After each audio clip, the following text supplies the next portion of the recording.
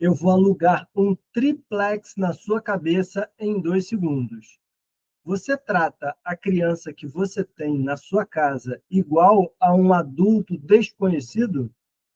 Provavelmente a sua resposta foi não. E isso é muito, muito mais comum do que você imagina. Hoje em dia, a gente trata as crianças como se fossem seres inferiores.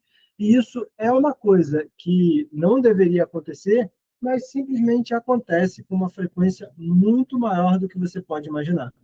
Isso acontece por causa de 3 motivos principais, e eu vou te contar isso através de uma história. Primeira coisa que você precisa saber é por que a gente trata essas crianças de uma forma diferente do que a gente trataria, por exemplo, um adulto. Vou contar para você um exemplo. Imagina, você está num restaurante, você pediu o seu pedido, você está comendo a sua comida e do lado você vê uma mesa em que uma pessoa fez um pedido, mas ela não comeu a comida toda. E aí ela fala, não, a conta, por favor. Aí o garçom vai e fala para essa pessoa. Imagina se isso ia acontecer de verdade. Olha, ó, você não comeu a comida toda, não. Você não pode ir embora antes de comer a comida toda. Que história é essa? Você acha o quê? Você, na hora de pedir, não pediu a comida? Agora tem que comer tudo sim, senão não vai embora. Imaginou isso acontecendo? Não dá para imaginar uma coisa desse tipo, né? Agora imagina um outro caso. Você está caminhando pelo shopping tranquilamente e de repente a pessoa que vinha mexendo no seu telefone, de repente o telefone, pum, caiu no chão, quebrou a tela. A pessoa olha para aquilo ali e fica assim, caraca, que droga, quebrei a tela do meu telefone de novo. Eu sou muito desastrado mesmo, que droga. E aí essa pessoa começa a ficar triste. Aí vem uma outra pessoa e fala assim: ah, que besteira, né? Só por causa de um celular, só por causa do celular que você vai ficar com essa cara aí? Você já esqueceu de dizer, por exemplo, de pensar que você tem um trabalho, que você tem amigos no trabalho, que você tem um carro excelente, aí agora você vai ficar de palhaçadinha por causa do celular? Já imaginou uma coisa dessa? Você conseguiu entender que se fosse com um adulto, o tratamento seria diferente que a gente tem com uma criança? Isso é uma coisa muito simples. Outro exemplo que eu vou trazer para você, isso de uma história real. Era uma criança, ela estava no restaurante novamente, e ela estava pegando uma garrafa de Coca-Cola, nesse caso, para encher o copo das pessoas que estavam ali na mesa. E aí, de repente, ela esbarrou e derramou a Coca-Cola no prato do pai. O pai, que ficou muito chateado com essa situação, reclamou: eu já falei que você não tem que fazer isso. Você está mexendo aí, ó, estragou tudo. Agora eu vou ter que pedir outra comida. Sujou a mesa toda. Que droga! Você acha que se fosse com um amigo, se fosse, sei lá, com a própria esposa, se fosse com uma visita, esse pai ia agir dessa maneira? Provavelmente, muito provavelmente não. Isso acontece diversas vezes, isso acontece com muita frequência, da gente tratar as crianças como se fossem seres inferiores, e às vezes até pior do que o bichinho de estimação. É impressionante, mas isso sim pode acontecer. E tem 3 motivos pelos quais isso acontece. Lá na época de Platão, de Sócrates, já se falava em cortar o mal pela raiz. Então, esse sentimento de ter um certo medo de ser superado e de ser dominado pela geração que está vindo, era uma coisa comum das pessoas terem esse sentimento. Isso é uma coisa que acabou sendo maximizada com a questão da mortalidade infantil. Há 1.200 anos atrás, as crianças morriam com muita facilidade, porque não tinha meios de você fazer com que aquele serzinho conseguisse se proteger, por exemplo, de uma infecção, de uma gripe. Poderia ser perfeitamente algo que ia matar uma criança. Então, era incomum, era tratado como uma fraqueza, como uma vulnerabilidade, você se apegar às crianças, porque era, entre aspas, um ser que provavelmente não ia vingar, com os termos da época.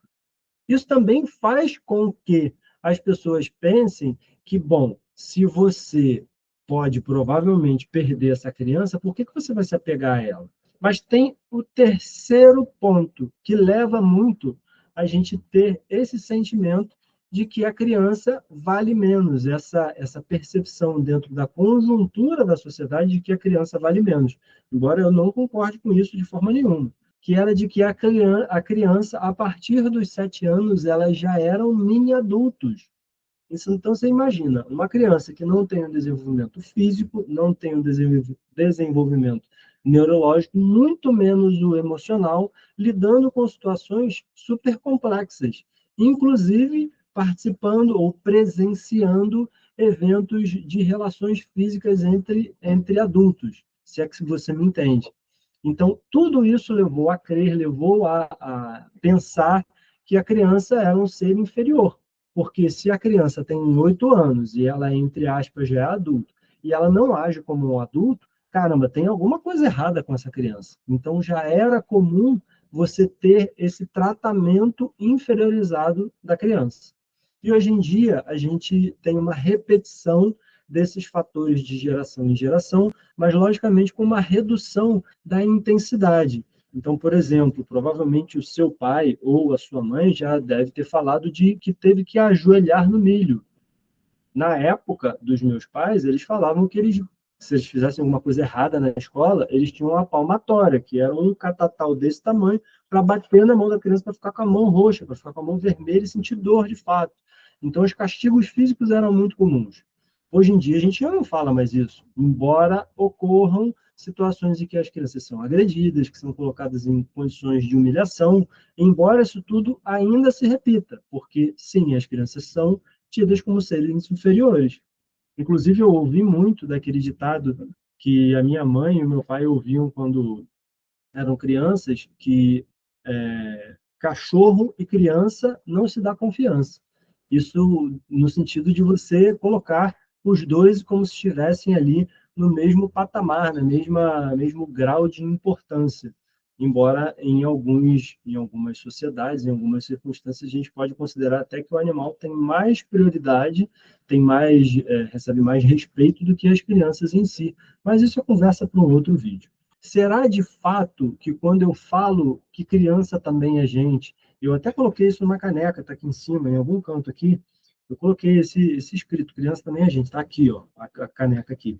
Essa caneca causou algumas reações chateadas das pessoas, mas é óbvio que criança é gente. A gente trata a criança como gente, mas a criança não vai mandar em mim. E aí eu queria que você refletisse, o que é mandar em você? O que causa em você quando uma criança se impõe pedindo respeito? Se a sua criança, se o seu filho, se uma criança do seu contexto, ele fizer a você uma repreensão, como que você vai se sentir? Como que você vai reagir? Você vai acatar isso que a criança está falando? Eu tenho aqui na minha casa crianças que são extremamente, vamos dizer assim, criteriosas.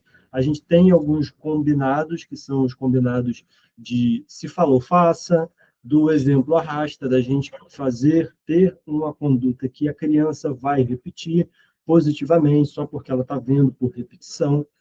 Mas a gente também tem aquela questão, ó, eu falei que eu ia fazer tal coisa. Papai, você falou que ia fazer, você não vai fazer, não?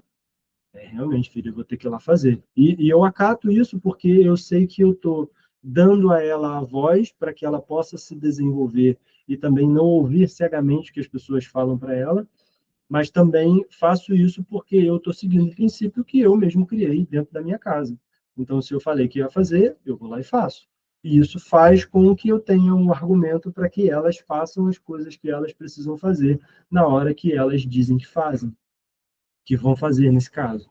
Uma outra coisa importantíssima, uma reflexão que eu quero trazer para você. Você quer que a sua criança seja aquele adulto que somente obedece, as outras pessoas falam para ela, ela vai e não tem a tomada de decisão por conta própria, não tem senso crítico, ou você quer simplesmente um repetidor de ordem? Ó, eu mandei você fazer, a pessoa vai lá e faz. Provavelmente você quer uma pessoa com senso crítico. Então, por que você está impondo a sua criança hoje que ela responda todas as vezes com um sim, senhor, com um sim, senhora? Isso é uma reflexão. E eu tenho para você um desafio. Esse desafio é uma coisa que talvez você possa aplicar já imediatamente no seu dia, que é fazer com a sua criança o tratamento como se você estivesse fazendo com um adulto desconhecido. Quando a criança estiver chorando, em vez de falar, para de palhaçada, você não devia estar fazendo isso, você falar, caramba, o que está acontecendo? O que você está sentindo? Sim, e acolher a criança, para que ela possa se acalmar e saber que ela tem uma relação segura com você. Outro ponto que é importante é explicar por que você está fazendo algo. Porque se você chegar na fila de um banco, por exemplo, e entrar na frente de todo mundo, você vai arrumar um problema. Concorda comigo? Os adultos que estão ali naquele meio, eles não vão aceitar que você fure a fila. Isso vai gerar uma comoção. Pode até ser que não aconteça nada, mas você tem um potencial de gerar um conflito. Quando você pede para a pessoa, fala só, eu estou muito atrasada, minha esposa está ali passando mal, e eu preciso pegar esse dinheiro aqui logo para eu poder sair daqui e ir lá levá-la no médico. Imagina esse cenário, embora ele não seja muito plausível. Imaginou? Você vai deixar essa pessoa passar à sua frente, correto? Então, se você tem um motivo claro para poder fazer algo, pede para a sua criança para ouvir qual a sua justificativa. Ah, filha, eu não vou poder te levar no parquinho hoje. Poxa, papai, mas você falou que ia levar. É, filha, mas eu não vou poder levar porque eu preciso fazer isso, e tem essa outra situação que está impedindo. Por mais que ela vá ficar chateada, mas ela vai aprender a entender o que aconteceu, vai aprender a elaborar a própria frustração e vai conseguir se comunicar com você e argumentar. E essa vai ser uma habilidade que ela vai levar para a vida toda, de entender que a voz dela precisa ser ouvida. E isso sim é uma herança, é um legado que a gente deixa para as nossas crianças. Eu quero finalizar esse vídeo pedindo para você se inscrever nesse canal. Eu espero que você esteja gostando do conteúdo e também para você compartilhar esse vídeo com outras pessoas que empreendem, que querem o progresso profissional e que talvez mereçam uma vida mais leve com filhos. Outro ponto importantíssimo é, deixa aqui nos comentários a frase que você achou mais impactante, que você achou mais interessante, para que outras pessoas possam prestar atenção nisso que você achou interessante e também sair com mais aprendizado desse vídeo. Muito obrigado pela sua atenção até aqui. Parabéns por estar nesse canal, que é um canal voltado para o conhecimento e para o desenvolvimento humano. E você sabe, forte abraço e conta comigo.